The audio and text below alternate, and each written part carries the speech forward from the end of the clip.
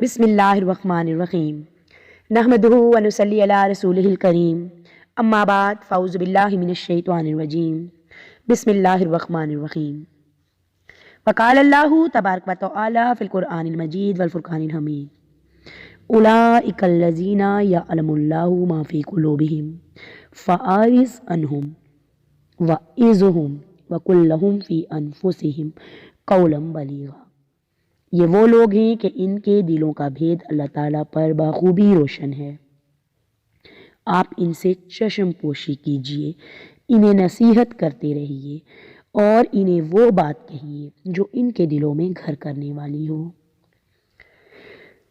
یہ آیت ہماری کس طرف رہنمائی کرتی ہے اور ہمیں کیا سبق دیتی ہے یا کیا رستہ دیتی ہے یا کیا بات بتانے کی کوشش کرتی ہے؟ ہمیں دین کا کام کیسے کرنا چاہیے یا اپنوں کی غیروں کی اصلاح ہمیں کیسے کرنی چاہیے، یا اگر ہمارے کسی اپنے میں کوئی برائی موجود ہے، خواہ وہ ہمارا بچہ ہے، خواہ وہ ہمارا کوئی بھی رشتہ ہے بڑا یا چھوٹا، تو اللہ تعالیٰ اس آیت کے ذریعے ہمیں کس طرح طریقہ بتا رہے ہیں کہ ہم کیا طریقہ اختیار کریں۔ ہمیں اس آیت پہ غور کرنا چاہیے۔ جب ہم کسی چیز پر غور کرتے ہیں تو ہم سمجھتے ہیں کہ اس بات کو کرنے کا مقصد کیا ہے، یعنی ہمارے طریقہ کار، ہماری سوچ کیا ہونی چاہیے۔ اسی طرح تو قرآن پاک ہمیں طریقہ بتاتا ہے کہ جب ہمیں اپنی روزمرہ زندگی میں کوئی معاملہ پیش آ جائے گا تو ہمارا طریقہ کار کیا ہوگا۔ اسی لیے تو قرآن پاک ہمارے لیے ہدایت کا راستہ ہے کہ ہم وہ طریقے اختیار کریں جو قرآن پاک ہمیں بتاتا ہے، نہ کہ ہم وہ طریقے اختیار کریں جو ہم خود اپنی مرضی سے اختیار کرتے ہیں، اپنی خواہشات سے اختیار کرتے ہیں۔ اللہ تعالیٰ یہاں فرما رہے ہیں کہ اگرچہ ہم ان کے دلوں کے تمام بھیدوں سے واقف ہیں جن پر ہم انہیں سزا یا جزا دیں گے، لیکن اے پیغمبر آپ ان کے ظاہر کو سامنے رکھتے ہوئے درگزر ہی فرمائیے اور واعظ و نصیحت اور قول بلیغ کے ذریعے سے ان کے اندر کی اصلاح کی کوشش جاری رکھیے۔ اب سوال یہ ہے کہ اگر آج ہمیں کوئی ایسا معاملہ درپیش آ جاتا ہے تو ہمیں یہاں کیا طریقہ بتایا جا رہا ہے اور ہم کس طریقے سے اس معاملے کو ڈیل کرتے ہیں۔ یعنی کسی شخص کی اگر برائی ہمارے سامنے آ جائے، ہمیں پتہ چل جائے کہ یہ ایک بڑی برائی ہے اور اس میں موجود ہے، تو ہم اس کے ساتھ کیا سلوک کرتے ہیں، اور جبکہ اس آیت میں ہمیں کیا طریقہ بتایا جا رہا ہے۔ آئیے ذرا اس چیز پر غور کرتے ہیں اور اسے سمجھنے کی کوشش کرتے ہیں، اور اس کے بعد اپنے طریقہ کار کو ایک بار اس کی آیت پر استدلال کرتے ہوئے چینج کر کے دیکھیے، پھر اسی وقت فوری طور پر نتیجہ آپ کے سامنے آ جائے گا۔ اگر کسی انسان میں ہم برائی کو دیکھتے ہیں تو ہم کیا سلوک کرتے ہیں؟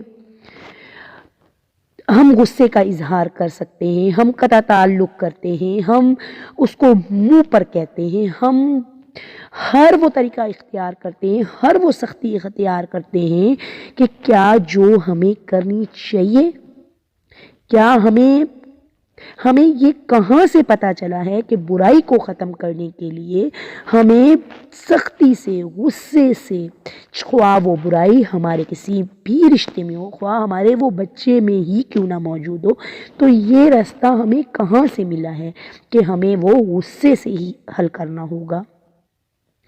ذرا غور کیجئے۔ اللہ تعالیٰ فرماتے ہیں کہ ہمیں ان کا ظاہر معلوم ہے۔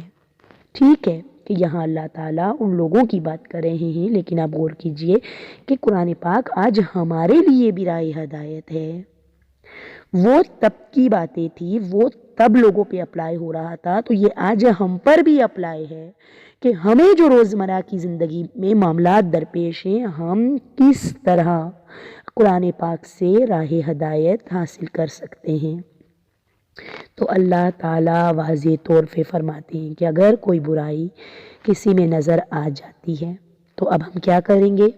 ہم سب سے پہلے درگزر کر دیں گے۔ اس کے بعد ہم کیا کریں گے؟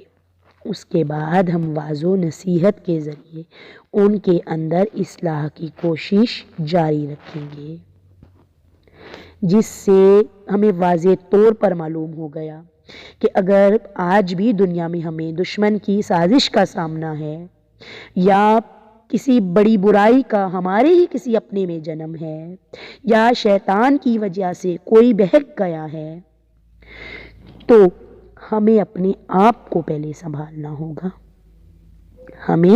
اگر ہم نے اصلاح کی کوشش کرنی ہے تو اصلاح کیسے ہوگی؟ اگر آپ یہ سمجھتے ہیں کہ اصلاح تنقید سے آپ کر سکتے ہیں تو یقین جانیے آپ ایسا ہرگز نہیں کر سکتے۔ تنقید سے تو آپ اصلاح ہرگز نہیں کر سکتے۔ ہاں، اگر آپ تعریف سے ایسا کرنے کی کوشش کریں گے تو آپ یقیناً کر لیں گے۔ دشمن کی سازش کو بھی اللہ تعالیٰ نے عفو و درگزر، واعظ و نصیحت اور قول بلیغ کے ذریعے ہی ناکام بنانے کی کوشش کرنی چاہیے، ہمیں یہ بتایا ہے۔ تو سب سے پہلے خود مضبوط انسان بننا ہوگا، اپنے دماغ کو اپنے کنٹرول میں لانا ہوگا کہ یہ صرف اور صرف اللہ کے حکم کے مطابق چلے، اللہ کے آگے اللہ کی اطاعت میں ہمارا سر جھکے اور ہمارا طریقہ کار، ہماری زبان، جب ہمیں کوئی بھی معاملہ درپیش آئے تو وہ حرکت ہم سے ہو کہ جو قرآن پاک کی آیات کے مطابق ہو۔ تو آئندہ یاد رکھیے گا کہ آپ کے گھر میں یا کہیں پر بھی آپ کو آفس میں یہ معاملہ درپیش آ جاتا ہے کہ آپ سے مس بیہیو ہو جاتا ہے تو اس وقت آپ نے اپنے آپ کو پہلے سنبھالنا ہے، بالکل کول مائنڈ ہو کر پورے تحمل سے اللہ پر بھروسہ کرتے ہوئے ایک بار ذرا اس معاملے کو اس طرح ڈیل کر کے دیکھیے کہ آپ نے خود کو ریلیکس کیا، پھر اس کے بعد اچھے طریقے سے، اچھی بات کے ساتھ، اچھی دلیل کے ساتھ دیکھیے یہ آواز بلند کرنا کہ اونچی آواز، اس سے بہت بہتر ہے آپ اپنی دلیل بلند کیجئے۔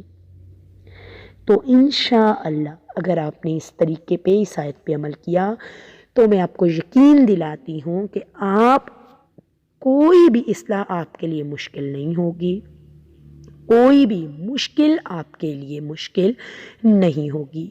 کیوں؟ کیونکہ وہاں پر اللہ کی مدد آپ کے ساتھ کھڑی ہوگی، کیونکہ آپ کو اچھے سے معلوم ہوگا کہ آپ اللہ کی مدد لے کے اس معاملے کو اب ڈیل کریں گے۔ ٹھیک ہے، مشکل آ گئی ہے، اگلے کا مس بیہیو آپ کے سامنے آ گیا ہے، مگر اس کا جواب آپ نے مس بیہیو سے یا غصے سے یا ان طریقے کار سے دے کر اگر آپ یہ سمجھتے ہیں کہ اس کا حل ممکن ہو جائے گا تو اس کا حل قطعاً نہیں ہوگا، معاملہ خراب ہوگا۔ اور پہلے جس جگہ پر وہ بندہ کھڑا ہے یا وہ بچہ کھڑا ہے یا کوئی بھی معاشرے کا فرد کھڑا ہے جو آپ سے وابستہ ہے، تو آپ پھر اسی جگہ پر کھڑے ہو گئے، سیم اسی حالت میں، اسی مقام پر، اسی غصے میں، اسی غلطی میں۔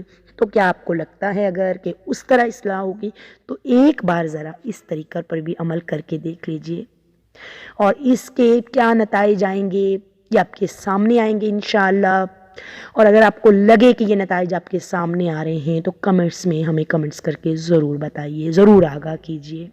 میں کوشش کروں گی کہ اسی طرح قرآن پاک سے ہم رہنمائی لیتے جائیں، اپنے طریقہ کار، اپنے رویے، اپنی زبان، اپنے اخلاق کو درست کرتے جائیں، اپنے آپس میں قرآن پاک کی بات کو کرتے جائیں، کیونکہ یہ صدقہ جاریہ ہے، نیکی کی بات کو پھیلانا بھی صدقہ جاریہ ہے، ایک اچھا عمل ہے۔ اللہ تعالی ہمیں یہ سب کرنے کی توفیق دے، ہمیں اس کا حصہ بنائے، ہمیں اس کا حصہ بننے کی توفیق دے، کیونکہ اللہ کی توفیق کے بغیر ہم نہ نیکی کی بات سن سکتے ہیں، نہ ہم نیکی کی بات پھیلا سکتے ہیں۔ تو نیکی کی بات کو پھیلانے کی کوشش کرنا، اس پہ عمل کرنا، یہ سب توفیق اللہ ہی کی طرف سے ہے۔ میری دعا ہے کہ یا رب العالمین، یا رب العالمین، تو نے ہمیں جو زندگی دی ہے اس میں ہمیں نیک کام کرنے کی توفیق عطا فرما۔ تیرے جو الفاظ ہم تک آئے ہیں، جو ہمارے سامنے ایک ایک کان میں اس کو پہنچانے کی توفیق عطا فرما۔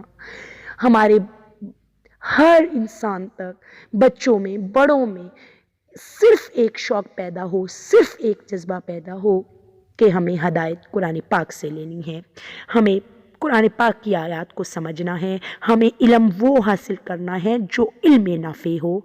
اور انشاءاللہ اگر ہم اس سوچ کو اجاگر کر گئے تو اس کا رزلٹ ہم اپنے بچوں میں دیکھیں گے۔